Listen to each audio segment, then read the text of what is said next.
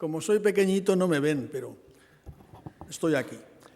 Muchas gracias y quiero agradecer también a los estudiantes, el comité organizador, el haberme invitado a venir aquí. Hacía ya años que no venía por Monterrey. Ahora ya no soy director del centro, fui director del centro durante unos años y ahora ya no, ahora ya me dedico a otras cosas. Bueno, sé que muchos de ustedes llegaron tarde porque esperaban no tener que atender a esta conferencia e ir directamente a la segunda, pero decidieron que no, que tenían que atender las dos, así que aquí estamos. Lo que voy a tratar de hacer es darles una pequeña visión en general de la historia de las plataformas marinas y en particular de las de aguas profundas, por qué se han hecho, qué tipos de plataformas hay, y luego al final hablaremos un poco de algo técnico y de algunos de los problemas que hay en el cálculo de estas plataformas, especialmente problemas de dinámica y problemas no lineales. El siguiente, por favor. La extracción de petróleo bajo el agua empezó como en 1870, 1880, en Azerbaiyán, en el mar Caspio. Y para los años 80 y tantos, 1880 y tantos, empezó en la costa de California. Pero estos eran solamente en la costa, pero en tierra.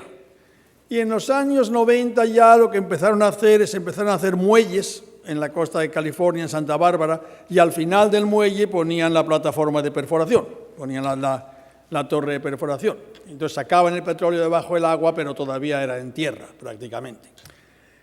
Hacia el año 2000 se empezaron a entrar en el mar Caspio, hasta el año de 1900, perdón.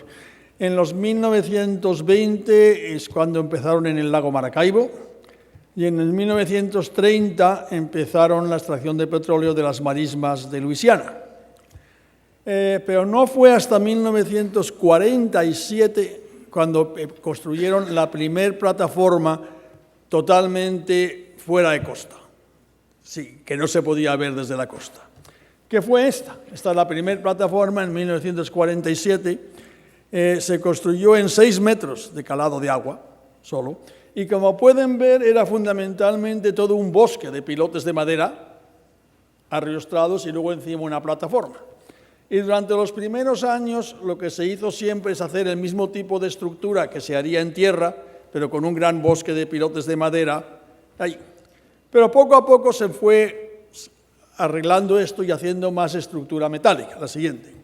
Entonces aquí ven un poco la evolución de las primeras plataformas marinas que hoy ya no se hacen, que eran en aguas someras.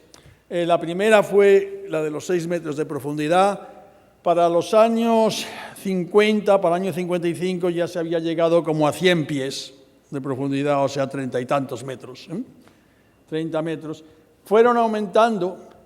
En el año 75, se construyó la tercera desde la derecha, que era la plataforma Hondo. La plataforma Hondo estaba en la costa de California.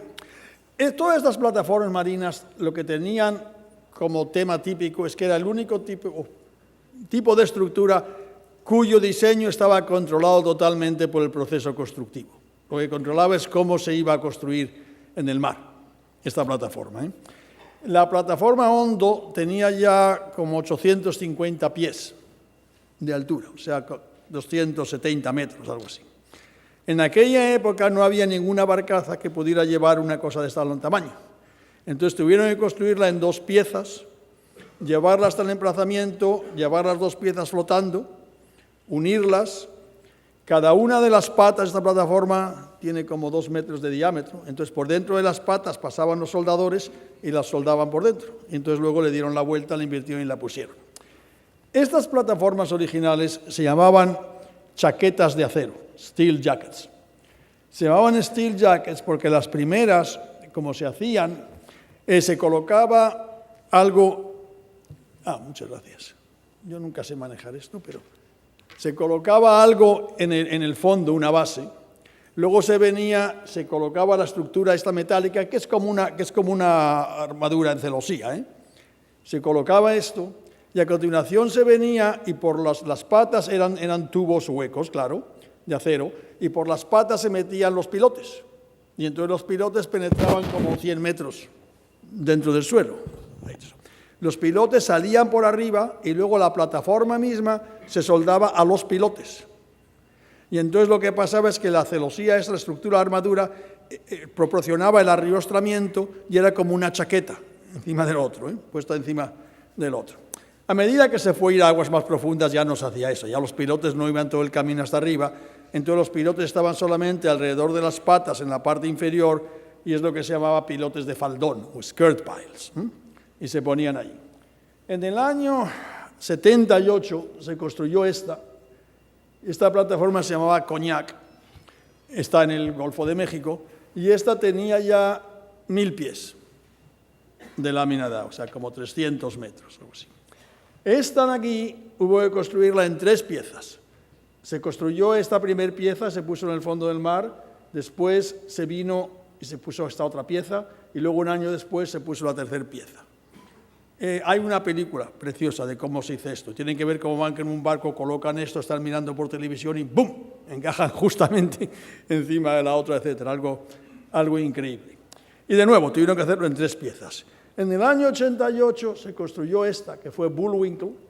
Esto ya era como más de 1.200 pies de agua, 1.300, algo así, como 400 metros ya.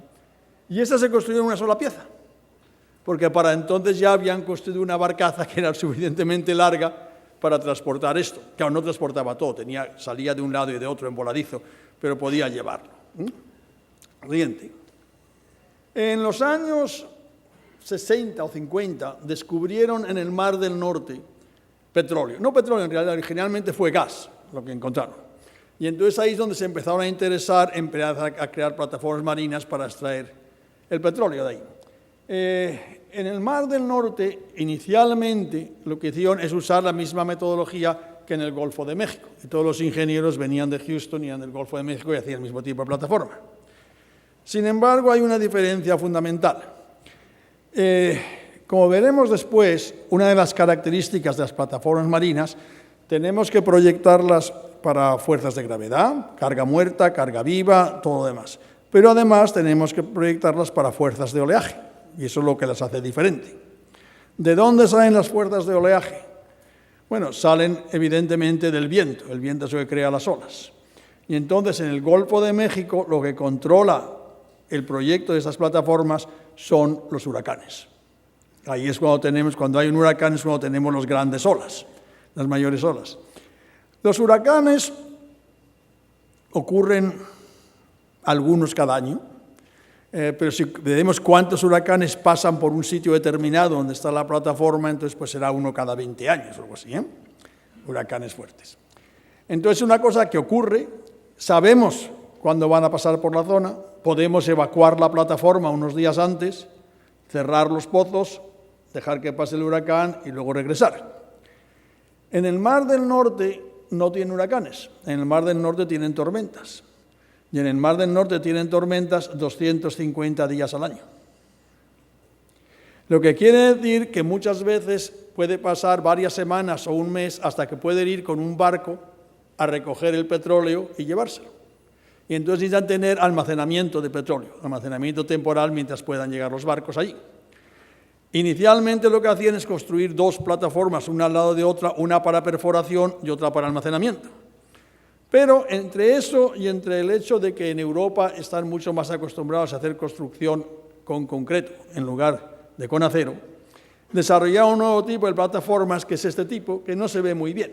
Pero estos son 3 grandes patas de grandes cilindros de hormigón, y abajo tiene una serie de cilindros que sirven como balasto, pero al mismo tiempo sirven como almacenamiento del petróleo. Entonces, en estas plataformas almacenan en petróleo, pueden almacenar durante varios meses y luego puede venir una vez al mes el barco y cargar y llevárselo. Entonces, este otro tipo de plataforma, la siguiente. Lo que pasa con todas estas plataformas es que si nosotros miramos a plataformas en aguas hasta 300 metros, su periodo natural es del orden, para 100 metros es del orden de 1 segundo. Cuando vamos a Cognac es del orden de 4 segundos.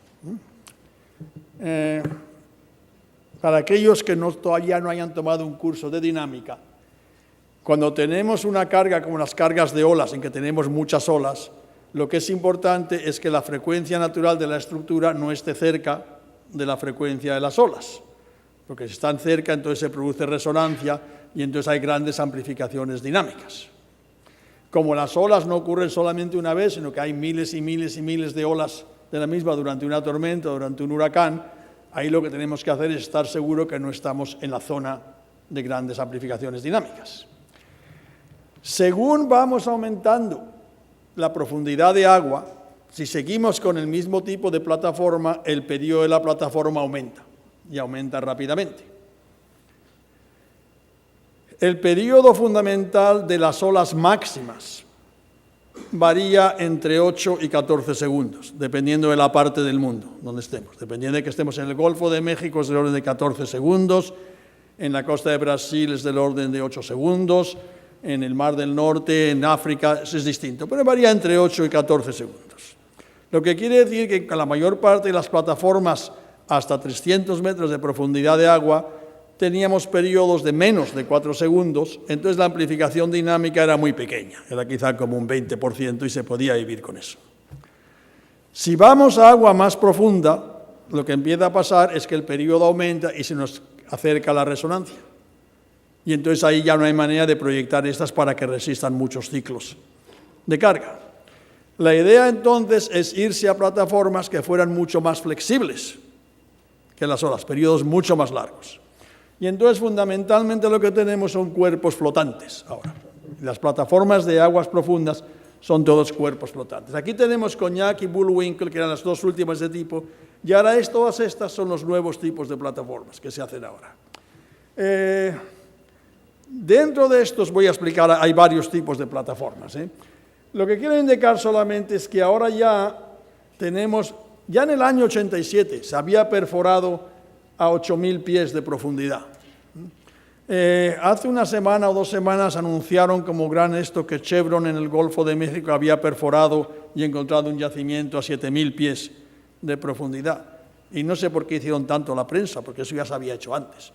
Lo que pasa es que están un poco más salidos, pero eso ya se había hecho antes. Hoy en día ya Mensa, que luego hablaré de ello, esto está ya como a 5.000 o 6.000 pies de profundidad. En el año 1988, definimos agua profunda como 1.000 metros. Para el año 94 ya teníamos una plataforma en 1.000 metros construida, así que entonces dijimos que agua profunda era 2.000 metros. Y ahora ya agua profunda es 3.000 metros. Y vamos a ver lo que pasa. Siguiente, por favor. Bueno, esto les da una idea en escala logarítmica de la evolución de la profundidad de agua, la lámina de agua, que se ha ido haciendo plataformas con respecto al tiempo. Aquí empezamos con los 6 metros de profundidad, más o menos, y para el año 2000 habíamos llegado ya como a los 5.000 pies. En pies. Y esto les da una idea. ¿Por qué? ¿Por qué pasa esto? Siguiente. Bueno, esto era hasta el año 2000, cuál era el consumo de petróleo en el mundo. Y como ustedes saben, en los últimos años, la pendiente ha cambiado y se ha hecho todavía mayor. La demanda de petróleo en el mundo sigue aumentando. La cantidad de yacimientos que tenemos en tierra o en aguas someras, no hay nuevos, todavía hay mucho petróleo en Arabia Saudita y por ahí, pero no hay mucho más, y entonces hay que buscar nuevas fuentes. En realidad, lo que es curioso es que todo este movimiento hacia aguas profundas se inició por la Shell, la compañía Shell, y los otros que contribuyeron mucho fue Petrobras, en Brasil. Pero, como siempre, la economía es la que manda. La compañía Shell, originalmente, compañía Shell es una compañía holandesa, como saben, pero en Estados Unidos había la Shell de Estados Unidos y la Shell holandesa solo tenía el 49% de las acciones de la Shell de Estados Unidos. Entonces la Shell de Estados Unidos era de cierto modo independiente de la Shell de Holanda. Ahora ya no, ahora ya la Shell de Holanda ha comprado todo. Pero entonces era más o menos independiente. Sin embargo, tenían una condición, y es que la Shell americana solo podía perforar y extraer petróleo en el continente americano. No podían ir en competencia con la Shell holandesa a otras partes del mundo. Todos los yacimientos de petróleo dentro de Estados Unidos en tierra estaban ya explotados. Como les voy a enseñar en un minuto, todos los que había en aguas someras estaban ya explotados. Y entonces llegó un momento en que para la Shell americana como compañía o se iban a aguas profundas o se acababan como compañía, porque no tenían otro sitio donde encontrar el petróleo. Y entonces decidieron irse a aguas profundas. Las plataformas de aguas profundas de las que vamos a hablar cuestan del orden de 1.000 a 1.500 millones de dólares. En el año 88, cuando decidieron hacer la primera inversión eso era bastante dinero. Hoy en día da para un par de tacos, pero en aquella época era más dinero. La siguiente. Y entonces ahí es donde se lanzaron. Hoy en día tenemos agua profunda aquí en el Mar del Norte y en esta parte de esto, tenemos en el Golfo de México, tenemos en la costa de África y tenemos aquí en Indonesia y tal y cual. Entonces, esto se está expandiendo ahora por todas partes. Siguiente. Y esto es para darles una idea de qué es lo que pasó en el Golfo de México. Esto era en el año 76 y esto es la zona que se separa y todas las plataformas estaban por aquí. Para el año 86 tenían todas estas zonas ya explotadas y para el año 96 ya estaban así. Y ahora ya se están metiendo más por aquí, todavía en aguas más profundas. ¿Qué es lo que ocasionó esto? La siguiente. Bueno, esto es lo mismo, pero para que vean todas las plataformas que hay ahora. La siguiente. Bueno, ¿qué es lo que ocasionó esto? La primera plataforma en aguas profundas, que les voy a enseñarles luego, se llamó Auger. Y era un tipo que se llama una plataforma con patas en tensión. Es un cuerpo flotante prácticamente con unos tendones que lo sujetan al fondo del mar. Cuando hicieron Auger, iba a tener 27 pozos. Y le hicieron, esta está sujetada por unos tendones, pero pusieron unos cables también para poder moverla un poco, para que estuviera siempre verticalmente encima del pozo que iban a hacer. Si ustedes piensan 1.500 millones de dólares, cuánto dinero ganan por barril del petróleo, etcétera, se dan cuenta que para que esto pueda ser, tiene que tener unos yacimientos con capacidad enorme y una producción diaria muy grande. Si no, no hay manera de que económicamente esto sea posible. En un momento dado, en el año 2000, para poder hacer plataformas marinas en aguas profundas, tenía que estar el precio del barril a más de $16. Con $16 ni perdían ni ganaban. Con menos de $16 perdían, con más ganaban. En aquel momento, en el año 2000, es cuando hubo la gran baja en el precio del petróleo y el barril estaba a $10 o $12. En aquel momento perdían dinero. Ahora a $60 o $70 se están inflando. Pero en fin, pero eso les da cierta idea de lo que tiene que ser. Originalmente pensaban tener 27 pozos. Cuando llegaron al 7º pozo, se encontraron un yacimiento tan grande y una producción tan grande que ya no hay más, solamente hay 7 pozos, y tuvieron que ampliar la plataforma para ampliar la producción, porque no habían esperado que iban a tener tanto. Y esto aquí es donde se refleja. Había ciertas pequeñas excursiones en agua profunda. Aquí es donde la Shell y British Petroleum empiezan tal, pero esto decae interés y de repente en 1994 se construye Auger. Y para 1995 hacen el gran descubrimiento de estos yacimientos y ¡bum!, se dispara el interés. Y a partir de ahí ya todo el mundo está en aguas profundas. La siguiente. En el año 96, de todas las inversiones que se hacían en plataformas, un 51% eran plataformas fijas, estas de metálicas, el 30% eran cuerpos flotantes y sistemas del fondo del mar era el 19%. Para el año 2000, las plataformas fijas eran 23%, los sistemas del fondo del mar eran 23% y los cuerpos flotantes eran el 54%. Y es evidentemente a donde vamos hoy en día. Siguiente. Bueno, estas son algunas de las soluciones que hay para aguas profundas hoy en día. Esto es lo que llamamos la plataforma con patas en tensión, tension leg platform. Lo que es básicamente es como un cuerpo flotante aquí. Aquí está la plataforma misma. Aquí hay normalmente 4 cilindros, puede ser de 3 a 5 cilindros, Y luego aquí hay unos pontones sujetándolos. Esta dimensión de aquí, para que se den cuenta, es del orden de 80 a 100 metros. Los cilindros estos pueden tener 20 metros de diámetro. Estamos hablando de cosas bastante grandes. Aquí encima de la plataforma misma lo que hay es como un edificio de 10 pisos. Y esto es prácticamente más que una cuadra de una ciudad con edificios de 10 pisos y cosas de esa encima de la plataforma. Esto de aquí son unos tirantes. Y entonces lo que pasa es que esta plataforma está sujeta al fondo del mar, aquí hay pilotes, y está sujeta por esos tirantes. Al construir la plataforma, se rellena de balasto los cilindros de las patas. Una vez que está relleno ahí y ha bajado, se colocan, se ajustan los tirantes, luego se quita el balasto, entonces sube para arriba y se pone en tensión. Y entonces esto funciona básicamente como un péndulo invertido. Cuando vienen las olas, esto se mueve así, directamente, y es como un péndulo invertido. Estas plataformas tienen un periodo propio en movimiento horizontal del orden de 100 segundos. El periodo de las olas es 10-14 segundos, es como 100 segundos. El periodo vertical es como 4 segundos. O sea, es rígida verticalmente, pero muy flexible horizontalmente. Esto es prácticamente lo mismo. Esto de aquí es lo que llamamos el spar. Esto es muy curioso, porque por ahí, por el año 97 o algo así, dijimos teníamos un comité asesor de la industria, que eran todas las compañías de petróleo, y les dijimos que queríamos investigar la posibilidad de hacer este nuevo tipo de plataforma, que era el spar, que iba a ser más económico que eso. Y nos dijeron, no hagan eso, es una tontería, en la vida construiremos una de esas plataformas.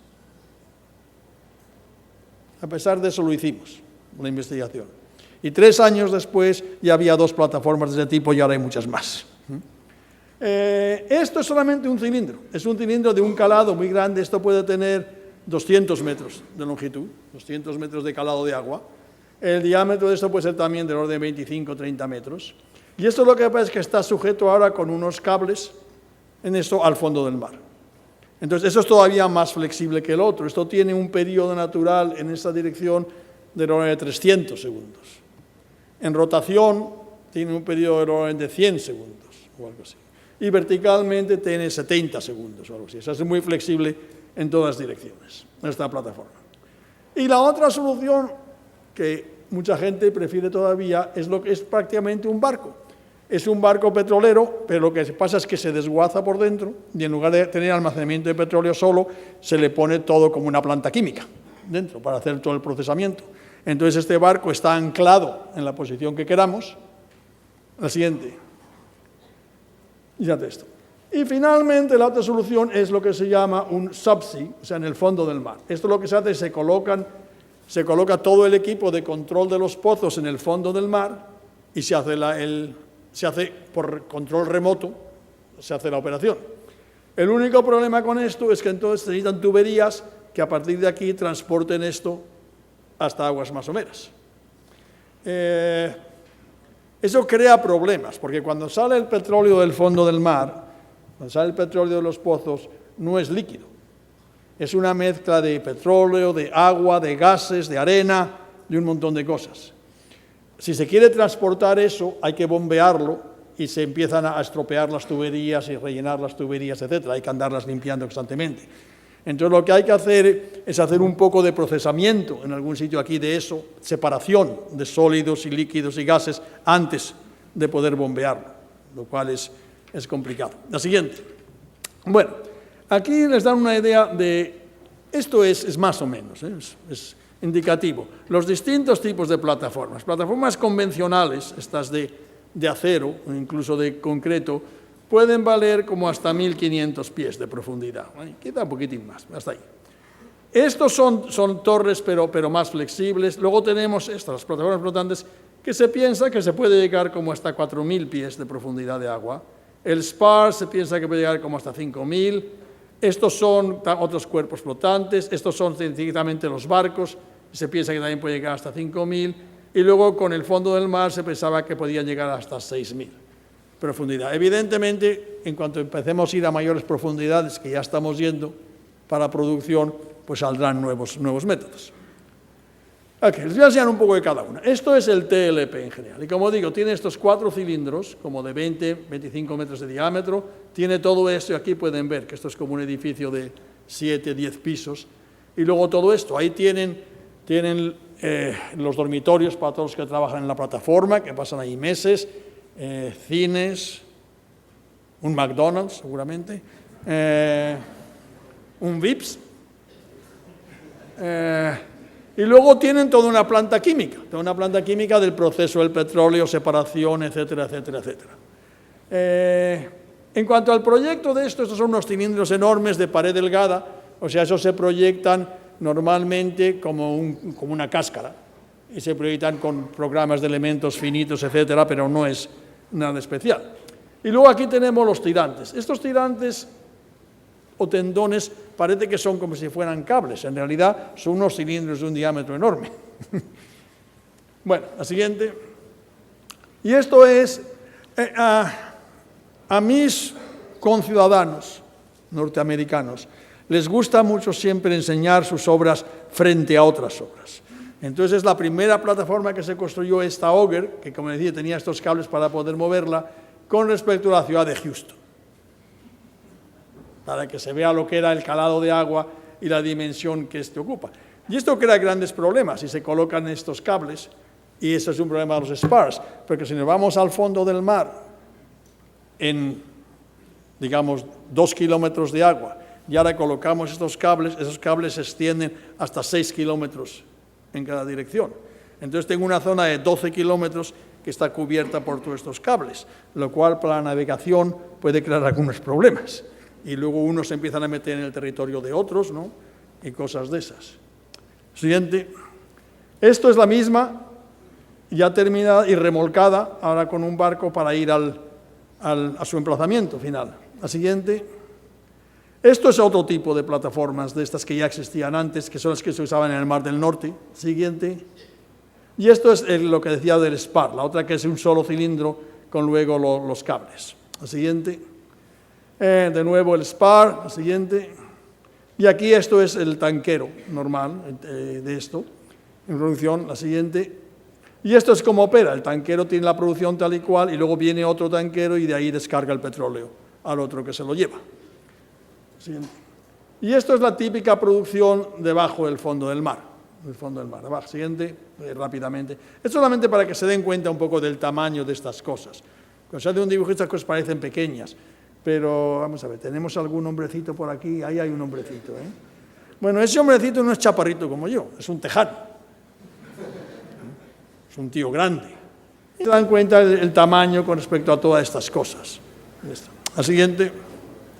Bueno, esto es algunos de los proyectos de SPAR que se han construido ya. Neptuno fue la primera, Génesis fue la segunda, Diana fue la tercera, y ahora hay mucho más. Siguiente. Y esto es para que den una nueva idea. Todas estas plataformas, vamos a ver, para que se den un poco de idea. Auger, desde el momento en que se empezó a concebir que iban a crear esta plataforma, hasta que se terminó la construcción, pasaron 10 años.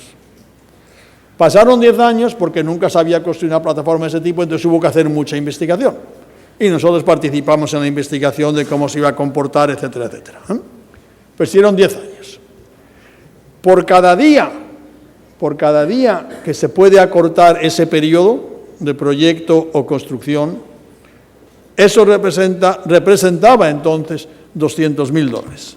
$200.000 al día. Ahora, al precio del petróleo actual, mucho más. Entonces, cada día que uno puede acortar ese proceso, representa una cantidad de dinero enorme, una inversión enorme. La siguiente plataforma, que fue Mars, todo el proyecto y tal, se duró 5 años. Y la siguiente ya fue 3 años, porque ya había una, se sabía todo lo que era, y ya se podía hacer. Todas estas plataformas, como digo, hoy en día el costo es tan grande que normalmente no es solamente una empresa, originalmente era solo Shell, pero ahora son grupos de compañías juntas. Eso quiere decir que cada compañía tiene su equipo de proyectistas, que tienen que trabajar en conjunto. Y luego contratan a muchas empresas de consultores, que hacen todo el proyecto de detalle. Y al mismo tiempo que están haciendo el proyecto, empiezan con la fabricación, para ganar tiempo. Y la fabricación se hace parte en Houston, y parte en Finlandia, y parte en Italia, y parte en Corea, o lo que sea. Y todos estos tienen que estar coordinados. Y entonces ahí tenemos una de las primeras aplicaciones de lo que se llama hoy en día la ingeniería concurrente. Cuando tenemos para un gran proyecto grupos de ingenieros en distintas partes del mundo trabajando concurrentemente y comunicándose a través del computador, claro. Esta, que es la primera, esta se construyó en Finlandia.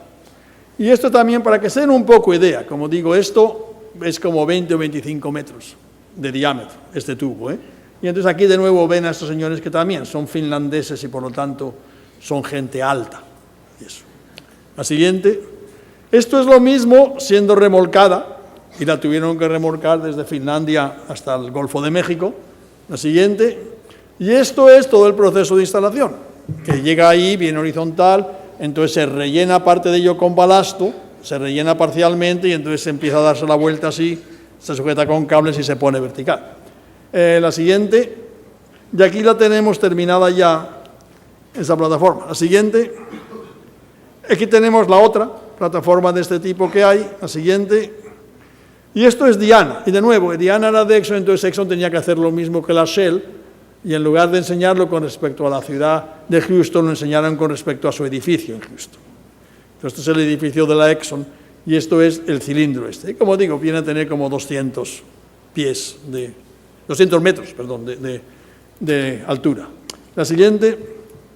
Esto es otra solución que ha salido después, que en lugar de tener un cilindro sólido, lo que tiene es la parte superior sólida, relleno de cilindro, y luego la parte inferior es de nuevo con una armadura, tal y cual para aligerarla un poco y ahorrar material. La siguiente. Bueno, entonces ahora ya vamos a empezar a hablar un poquito de cuestiones técnicas.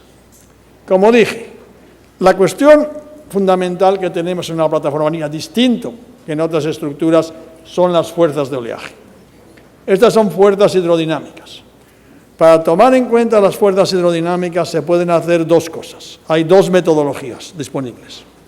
Uno es lo que se llama la ecuación de Morrison. Lo otro es lo que se llama la teoría de potencial o teoría de difracción. Esta tarde van a tener un examen con preguntas sobre eso. Bueno,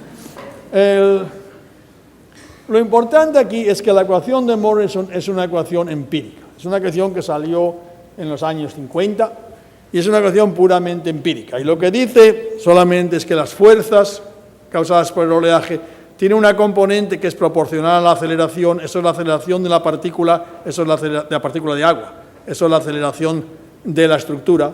Luego tiene una componente que son fuerzas de arrastre debido a la viscosidad del agua y que es proporcional a la velocidad relativa, pero al cuadrado.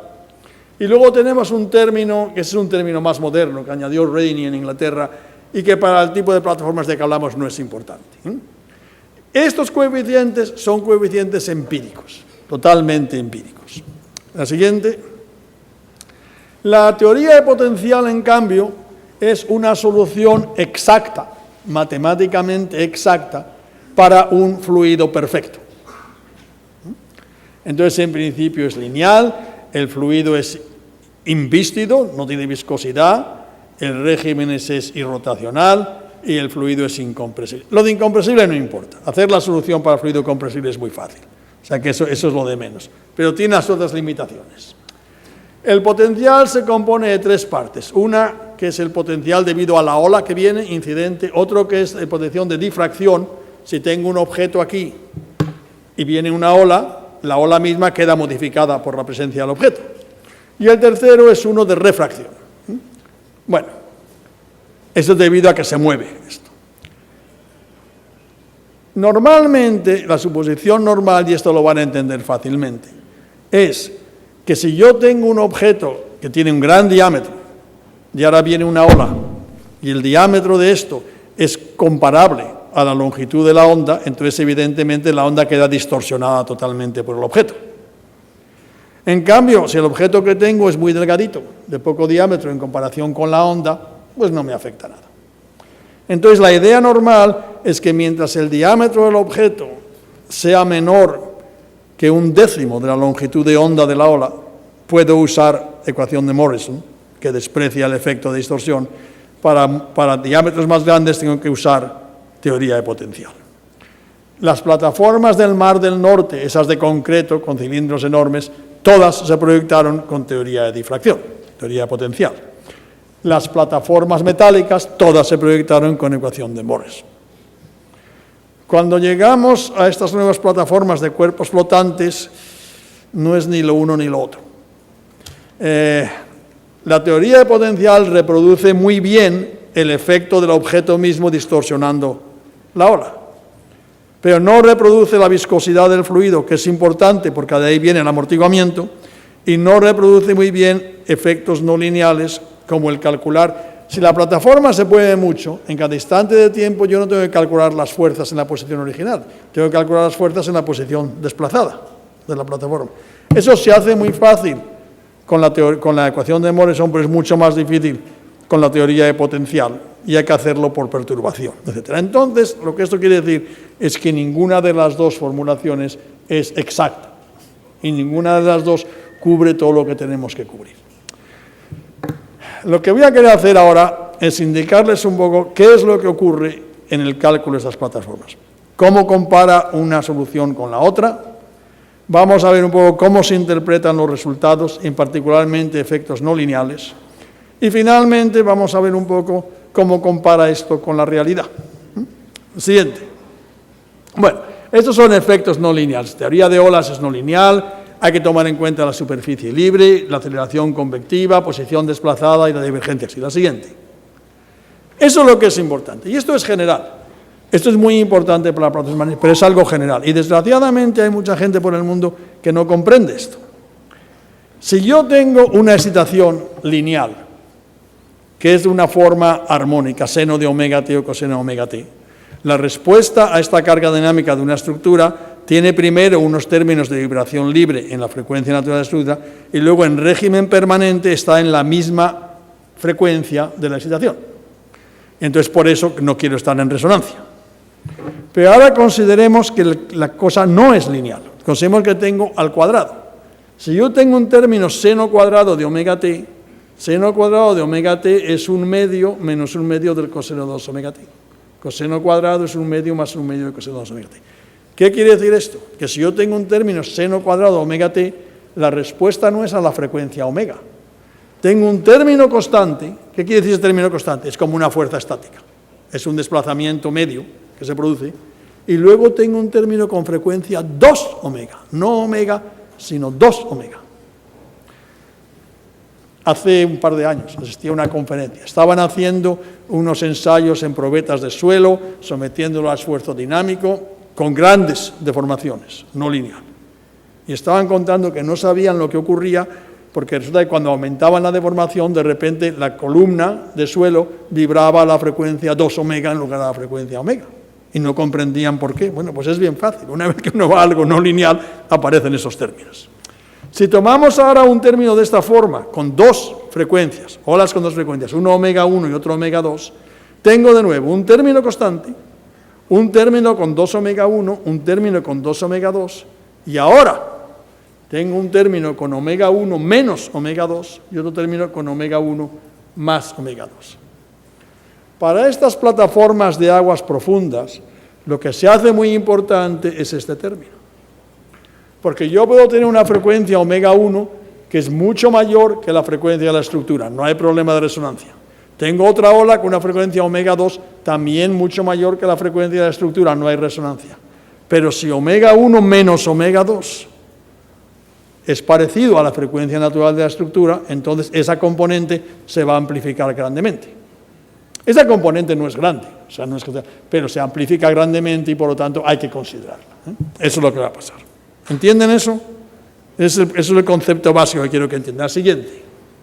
Bueno, por ejemplo, es una ola debida a un huracán. Vamos a la siguiente. Esa es la altura de ola, cómo varía en el tiempo. La siguiente. Esto es la respuesta de la plataforma. Si uno mira eso en el tiempo, pues no le dice a uno nada. Bueno, eso es la respuesta. Pues ya me contarás qué quiere decir eso. La siguiente. Lo que hacemos normalmente es tomar esta historia en tiempo y convertirlo en frecuencias. Hacer una transformada de Fourier, una serie de Fourier, y hallar el contenido de frecuencias de eso. Y entonces esto es mucho más indicativo.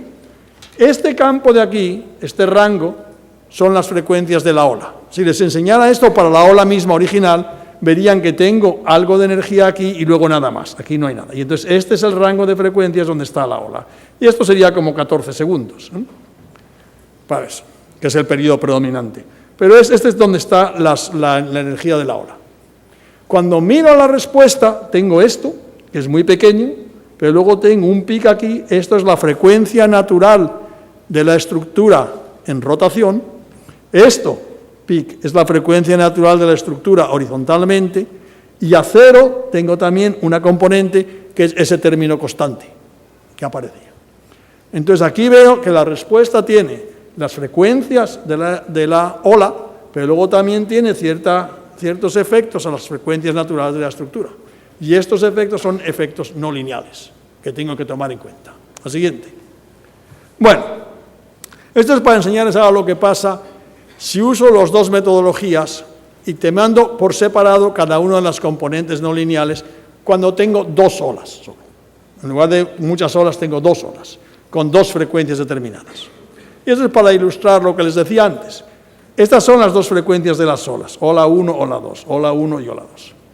Y en la respuesta tengo la ola 1, la ola 2, y luego tengo esta frecuencia que es exactamente la diferencia entre estas dos. Esto es omega 1, esto es omega 2, esto es omega 1 menos omega 2. En este caso, la diferencia entre las dos frecuencias no coincide con una de las frecuencias naturales de la estructura. Si coincidiera, se amplificaría muchísimo. Pero está relativamente cerca, con lo cual se amplifica algo. No excesivamente, pero se amplifica. Entonces aquí tenemos este pic. Estos son los resultados con la ecuación de Morrison y estos son los resultados con teoría de difracción. Vemos que estos dos pics son casi exactamente iguales, pero este de aquí no es exactamente igual. La siguiente, esto es para el efecto siguiente, la siguiente. Ven que cada uno de estos efectos no lineales tiene aproximadamente la misma amplitud. Esos son unos problemas. ¿Qué es lo que pasa cuando usamos ecuación de Morrison? Tenemos las contribuciones de estos distintos efectos no lineales. Todas ellas están prácticamente en fase. Unas son positivas, otras son negativas. Algunas se cancelan. Por ejemplo, lo que suele ocurrir, que es muy divertido, es que si uno hace un cálculo totalmente lineal, saca un resultado. Si ahora uno hace un cálculo incluyendo el primer efecto no lineal, sale un resultado distinto. Si ahora incluye dos efectos no lineales, se cancelan y salen lo mismo que al principio, etc. En cambio, cuando usa teoría de difracción, esto no ocurre. Cuando usa teoría de difracción, no están en fase y no se cancelan. Entonces hay diferencia. Siguiente, vamos a ir deprisa ahora. Siguiente, estos son solamente números, pero siguiente. Esto es para una onda solo. Se ve que esto es la excitación, ya la respuesta tiene esta ola, pero además tiene este otro periodo, el periodo más largo, que es el periodo natural de la estructura. La siguiente. Vamos a pasar rápido sobre estas. Siguiente. Okay. Esto es lo mismo que enseñaba antes de la tormenta, la altura de ola. Siguiente. Esto es lo mismo que tenía antes, la siguiente. Y esto es lo que les había enseñado antes, este régimen. Lo que pasa es que cuando hay la transformada de Fourier, estoy hallando el contenido de frecuencias promedio sobre toda la duración del registro. Pero en realidad, el contenido de frecuencias está cambiando con el tiempo. Lo que hacemos ahora, aquí y en otros campos, es usar lo que se llama una descomposición en tiempo y frecuencia. Y entonces ver a cada instante de tiempo cuál es el contenido de frecuencias y cómo va evolucionando, cómo va cambiando. La siguiente. Entonces se encuentra una cosa así que representa una superficie tridimensional, la siguiente. Y entonces lo que vemos es que en el campo de frecuencias de las olas, esta es la altura de ola de la excitación y esto es la respuesta. Sé que prácticamente son lo mismo, están disminuidas, pero es lo mismo. La plataforma sigue la ola. Siguiente. Esto es a la frecuencia en rotación, siguiente, y esto es a la frecuencia en traslación. Y lo que se ve es que parte de esto todavía no ha llegado al régimen estacionario, pero así es como va evolucionando en el tiempo. La siguiente.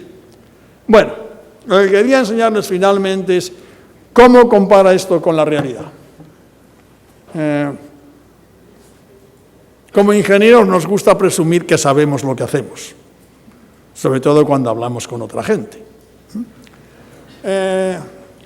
Cuando construyeron las dos primeras plataformas de estas Spars, Génesis y Neptuno, yo creo. Bueno. Cuando hicieron las dos, como al año, hubo 2 huracanes que pasaron por ahí. En un año, 2 huracanes, Earl y George. Y estas estaban instrumentadas. Entonces había registros instrumentales del movimiento de la plataforma. Claro, siempre que se instrumentan cosas, nunca se instrumenta todo lo que hacía falta. Por ejemplo, sabíamos la respuesta, pero ¿cuál era la ola que venía? Bueno, la altura de ola estaba medida por una boya, y la boya estaba a unos kilómetros de distancia. Entonces, desde el punto donde estaba la boya a donde estaba la plataforma, evidentemente la ola cambiaba un poco. No era siempre lo mismo, no era un frente plano de ola. Entonces, el input mismo no lo sabíamos exactamente, pero sabíamos aproximadamente, a una cierta distancia. La otra cuestión que había es que al hacer esto, el asunto, tenemos que hacer varias hipótesis simplificadoras, ¿no? Bueno, pues hacemos eso. Las compañías de petróleo que tenían los dueños de esta plataforma nos dejaron usar los datos, pero no nos dejaban publicar los datos originales. O sea, lo que no querían es que publicáramos que la estructura se había movido, vibraba 1 metro o 2 metros o 1 segundo o lo que fuera, ¿no? Entonces lo que nos dejaron hacer es hacer todos los cálculos y luego normalizarlos. Entonces dividir todos por el valor máximo y entonces poder comparar. Lo que quiere decir que los valores que les enseño aquí no significan nada en valor absoluto. Lo que importa es la comparación de uno con el otro. Todos están escalados por el mismo número. No hemos hecho trampa. Nos hemos escalado por el mismo número, ¿eh? Pero para que vean. Entonces aquí tenemos uno de ellos, eso de aquí son los datos experimentales. Y esto de aquí es la respuesta horizontal en una dirección. Estos son los datos experimentales. Esto es lo que se predeciría con la ecuación de Morrison y esto es lo que se predeciría con la teoría de difracción. Y esto es ahora la descomposición en frecuencias de esto mismo, experimental, ecuación de Morrison y lo otro. No son iguales. No se puede decir, miro a cada detalle y reproduzco exactamente lo que hay. De hecho, si fueran exactamente iguales, les estaría mintiendo. Tendrían que sospechar de mí. Pero, sin embargo, si se fijan en los valores absolutos, somos. Esto es 0,8, esto es como 0,8, esto es un poquito más, como 0,9. Pero los valores máximos del tal los predecimos bastante bien y los predecimos bastante bien con las dos teorías. En este caso, la ecuación de Morrison parece predecir un poco mejor que la otra, en otros casos es lo contrario. La siguiente. Bueno, esto es ahora el movimiento en otra dirección. Y de nuevo, pueden comparar un poco. La siguiente. Ahí les tengo los movimientos y las direcciones y las rotaciones. Y en todos ellos lo que se puede ver es que no reproducimos exactamente lo que pasa, pero sin embargo los valores máximos los calculamos bien. Y por lo tanto, cuando vamos al proyecto mismo usando las técnicas de cálculo que tenemos hoy en día, tenemos cierto grado de confianza de que no es de que vamos a predecir que esto tiene un desplazamiento de 1 y en realidad va a tener 10. En lugar de 1 puede ser 1,10 o puede ser 0,9, pero lo reproducimos bastante bien. Bueno, espero que con esto tengan un poco de idea de cómo han evolucionado las plataformas marinas, qué pasa en aguas profundas, por qué tenemos que ir a estos cuerpos flotantes en aguas profundas, y luego un poco cuáles son los problemas de cálculo que son distintos de los normales en estructuras. ¿Ok? La luz está roja, quiere decir que tengo que pararme.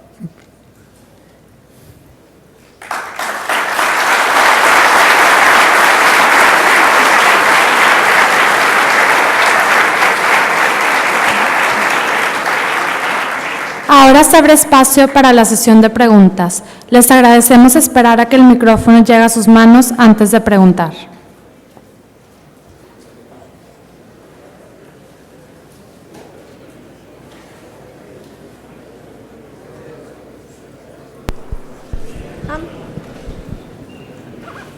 ¿Alguien pregunta dónde está el café?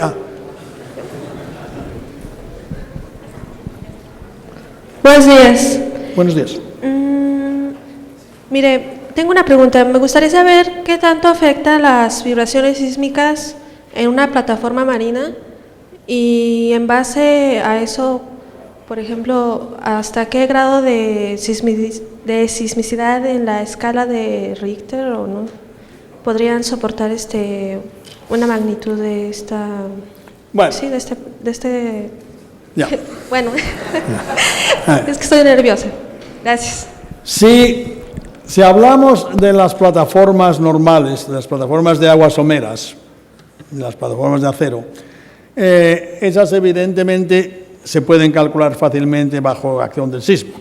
Y todas las normas de diseño de estas plataformas son las normas del Instituto Americano del Petróleo, el API, son los que tienen las recomendaciones. Y ahí estas tienen sus espectros de diseño para los que hay que diseñar, etcétera, etcétera, y se hace. Pero la verdad es que en el Golfo de México no hay muchos terremotos, en el Golfo de México mismo, donde están todas estas plataformas.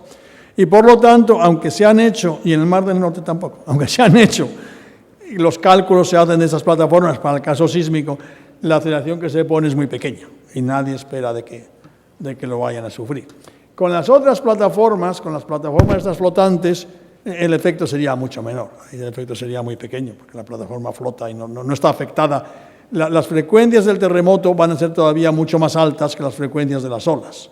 Entonces, comparados con las fuerzas de oleaje, las fuerzas causadas por el terremoto van a ser totalmente despreciables en los cuerpos flotantes.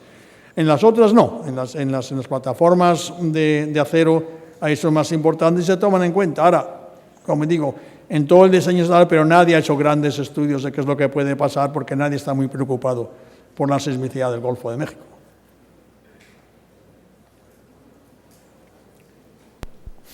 Buenos días. Mi pregunta es, ¿cómo saber dónde perforar en aguas profundas o qué aparatos son los que utilizan para perforar, ya que es una inversión millonaria la que se hace al hacer una perforación? Bueno, ¿cómo saber dónde perforar? Eso hoy en día, ahí se ha progresado muchísimo. Hoy en día, en los reconocimientos que se hacen reconocimientos geológicos, y hoy en día se hacen reconocimientos tridimensionales. Lo que se hace, evidentemente, es prácticamente lo que se hace es poner vibraciones de forma que es muy pequeña amplitud, de forma que se causen ondas P que viajan por el suelo, y entonces se miden las llegadas de todas esas ondas, y entonces se hace como una imagen tridimensional de todo el suelo en una zona. Y esto hay compañías que lo hacen. Y como digo, esto ha progresado muchísimo. Hoy en día hacen sus reconocimientos y le enseñan todo un perfil, variando dónde hay propiedades, entonces ahí pueden descubrir qué es lo que hay y qué es lo que hay debajo, y entonces dicen, bueno, aquí es donde puede haber petróleo, donde se ve que hay petróleo, etcétera. Siempre hay un poco de riesgo en hacer esto, pero el riesgo está disminuyendo mucho porque se sabe mucho mejor hoy en día lo que hay. El descubrimiento que ha anunciado en 7.000 pies de agua de Chevron, lo que pasaba es que en el Golfo de México, cuando se va a mayores profundidades, hay unas grandes masas de sal. Y entonces, cuando se pasa de la masa de sal, la propagación de esas ondas no es muy fácil. Y entonces, ver a través de esa masa de sal es mucho más difícil. Entonces, si el yacimiento está debajo de uno de estos grandes domes de sal, es más difícil de encontrar. Pero como digo, eso hoy en día ya ha mejorado. Y entonces, ahí ya sospechaban que perforaron y encontraron que efectivamente había petróleo debajo de la sal. En cuanto a las técnicas de perforación, eso también ha mejorado increíblemente, las técnicas de perforación. Y lo fundamental es que hoy en día, antiguamente solamente perforabas verticalmente. Hoy en día se perfora a cualquier ángulo o se perfora horizontalmente. La perforación siempre es cara, resulta mucho dinero, pero hoy en día se hace mucho mejor. Y fundamentalmente lo que pasa es que se tiene un gran depósito de esto. Al perforar horizontalmente se puede sacar mucho más petróleo del depósito de lo que se podía sacar antes. O sea, antes a veces dejamos gran porcentaje del petróleo ahí dentro porque no se podía alcanzar. Hoy en día se saca mucho más.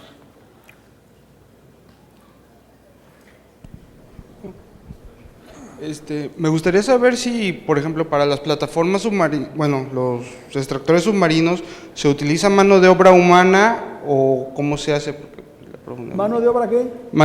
Si se utiliza hombres para construirla. Bueno, depende, claro. En aguas no muy profundas, sí, se usaban buzos. Y de hecho, en todas estas plataformas metálicas, siempre tiene un problema en la mantención de que se ponen moluscos y cálico, todos esos. Y entonces hay que ir limpiándolas. Y entonces se hacen inspecciones y esas inspecciones bajan buzos y están mirando y haciendo ensayos, etc. Cuando se va a aguas muy profundas, no, cuando se va a aguas muy profundas tienen pequeños submarinos de bolsillo, así decir, y se va que estos pequeños submarinos tienen sus robots y tal y cual y hacen todas las operaciones. Hay lo que se llaman ROVs, Remote Operated Vehicles, y AOVs, que son Automatic Operated Vehicles, y eso han desarrollado un montón de cosas. Son submarinos muy pequeñitos con una o dos personas dentro y estos son los que hacen toda la cuestión.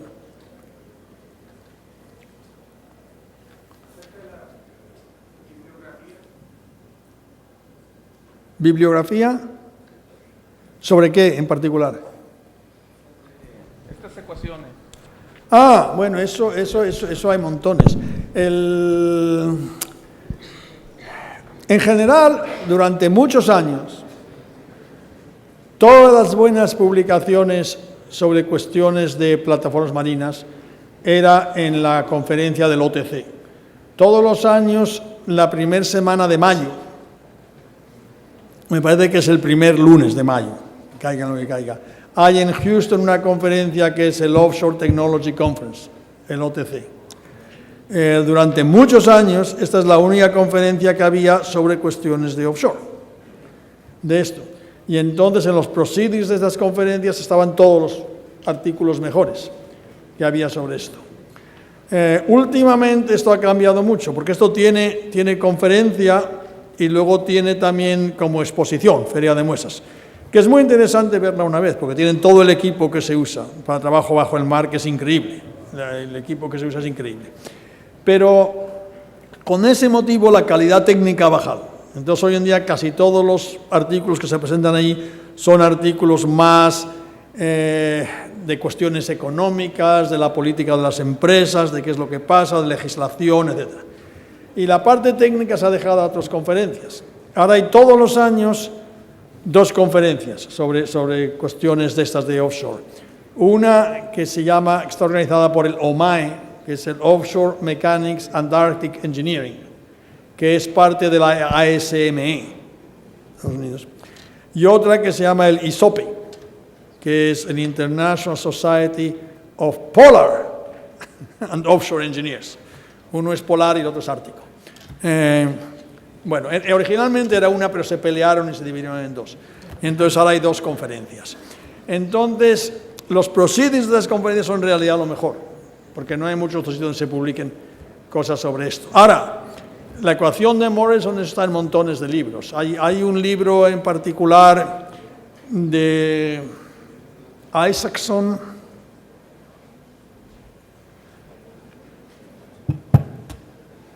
no me acuerdo quién es el otro autor. O sea, si luego me da su tal de mando de edición, hay un libro de texto sobre eso, que en cuanto a todas las cuestiones de la ecuación de Morse, teoría de difracción, viene todo. La teoría de difracción, para un cilindro solo, eso hay solución analítica, para el caso de que es debida, bueno, la publicaron por primera vez McCamey y Fax en los años 50. Para cuerpos de forma arbitraria, ya, entonces no hay solución analítica, y eso desde el principio se ha hecho usando elementos de contorno.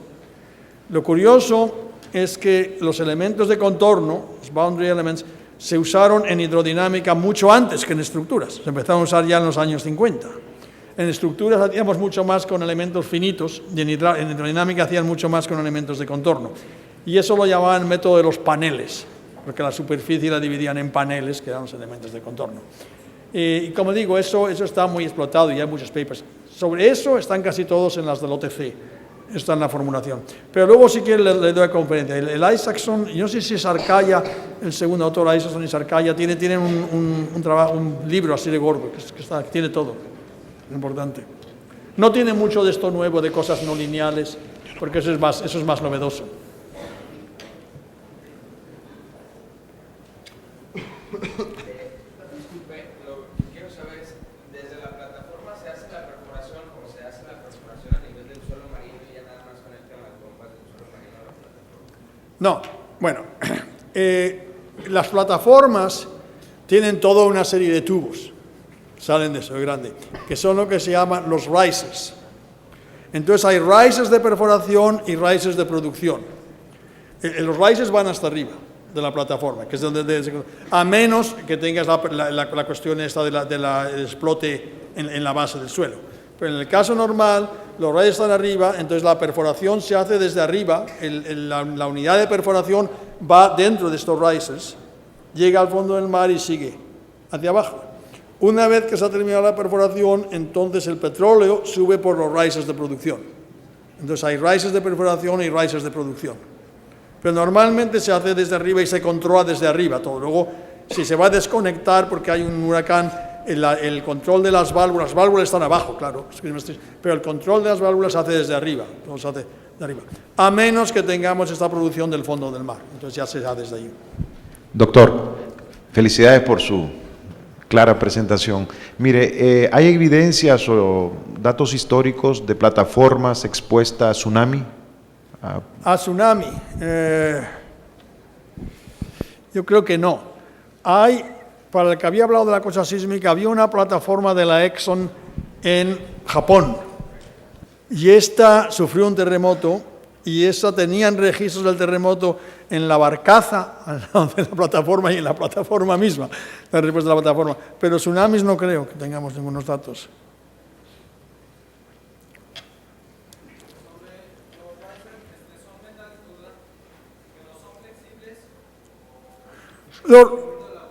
Mira, lo que pasa es que tú tienes un tubo metálico.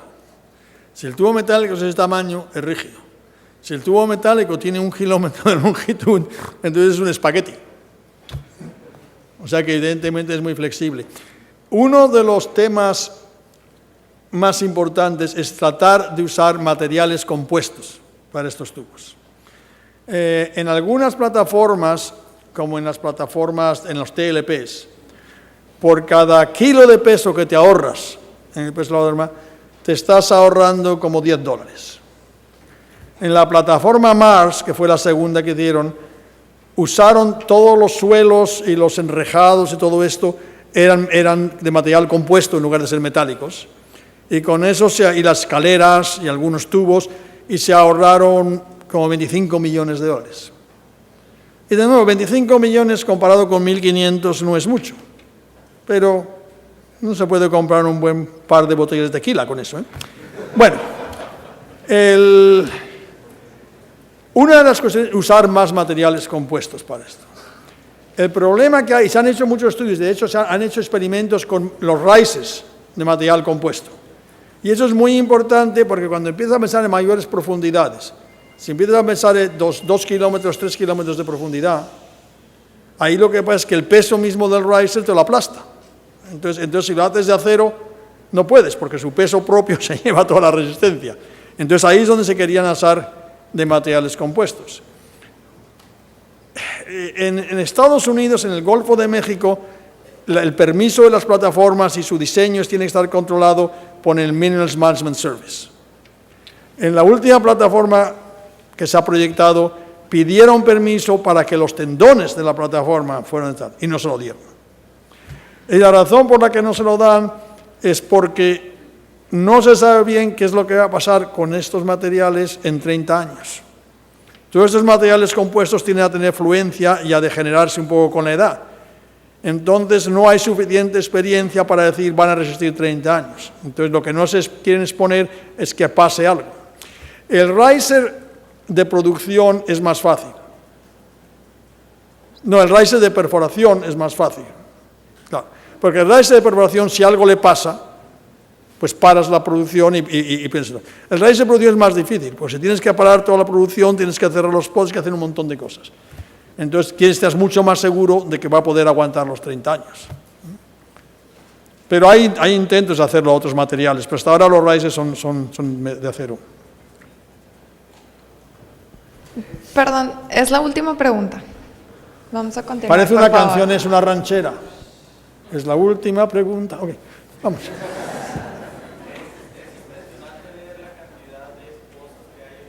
Sí.